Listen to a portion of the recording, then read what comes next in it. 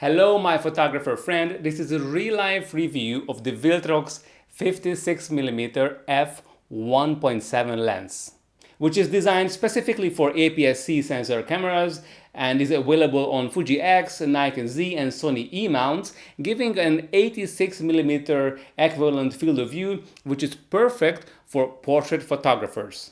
Hi, my name is Miklos Mayen and I have tested and used many different cameras and lenses, but this tiny Viltrox 56mm lens really surprised me.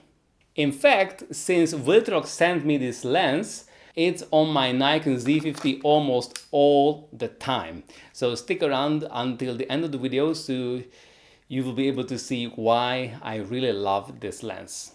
First of all, this lens is tiny and lightweight.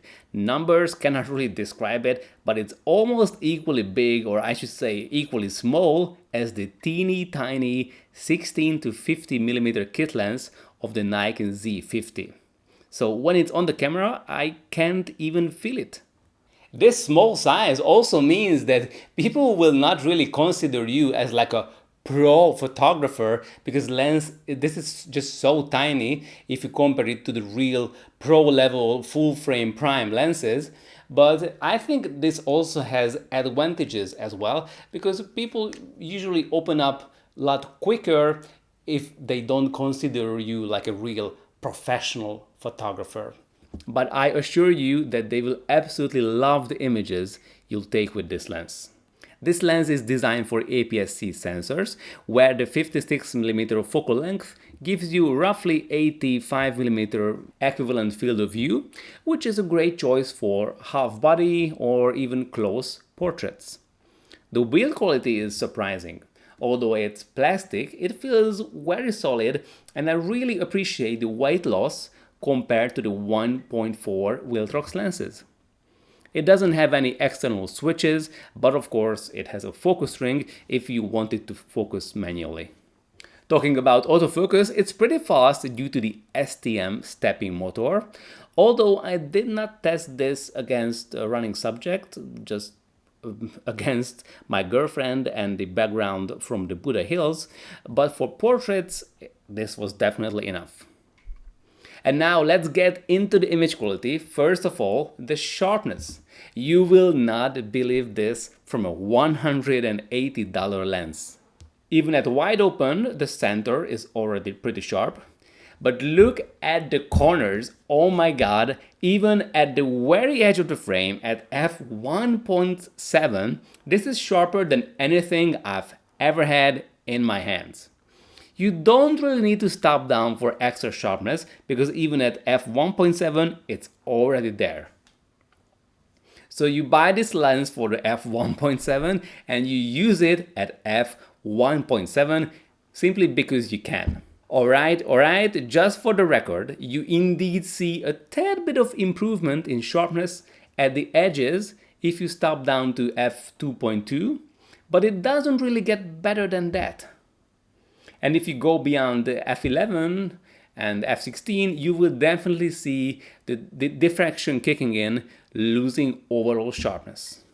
As always, you can download many of these test photos at the link under the video so you can pixel peep for yourself. You can check the sharpness, you can check the optical quality of the Viltrox 56mm f1.7 lens. Let's stop here for a second. After I took these photos, I noticed something different. To me, it looked like as if the subjects popped out more from the background than usual. I know it's weird and it sounds funny or silly, and maybe it's just a mixture of high sharpness and a slight vignetting, or maybe it was just better lighting, but to me, I had this like 3D poppy feeling as I looked on the photos that I took with this lens. Now I'm an engineer, so I like to scientifically explain everything, but I had this feeling, and that's why I really like how it renders the image, this lens. I took these portraits with it, and to me it seems like the subjects have this like 3D feeling Am I right, or am I just imagining things? Let me know down in the comments. As it's usual in this class, this lens doesn't have any optical image stabilization, but if you are holding the camera right, by the way, check out my video here, how to hold the camera in a really stable way. If you're holding the camera right, you can have footage like this. So this is a handheld footage with the Viltrox 56mm on the Nikon Z50. And yes, you can shoot sunsets with it as well. Now, what about flaring? Does this lens produce flare? Well, if I shoot directly into the sun, as you can see, the sun is just behind your head. Yes, it produces quite a significant flare. It's got this orangey, red, green looking angel-shaped flare. Unfortunately, this is not really good in any way. Another scene from the Buddha castle. Chinese girls running in the background. If the sunshine hits the lens, then it starts to produce this flare or glare throughout the whole image. The contrast drops and you have this orangey yellowish tint. Now, you maybe want to use this on purpose, but it's optically it's not really desired. But mind you, this is a $180 lens. The only thing that bugged me a little bit is that when I'm doing manual focus, it takes a lot of focus ring rotation to get from infinity to the close-up distance. You can see that I'm just rotating the focus ring, rotating, going from close-up to infinity or vice versa. So for videographers who would like to do like a quick manual focus pull, this may not be ideal, but on the other hand, it's really good that you can really fine-tune the focus. So this is roughly as close as you can get to your subject. Now I manually focus to the closest focusing distance. It is around 55 centimeters.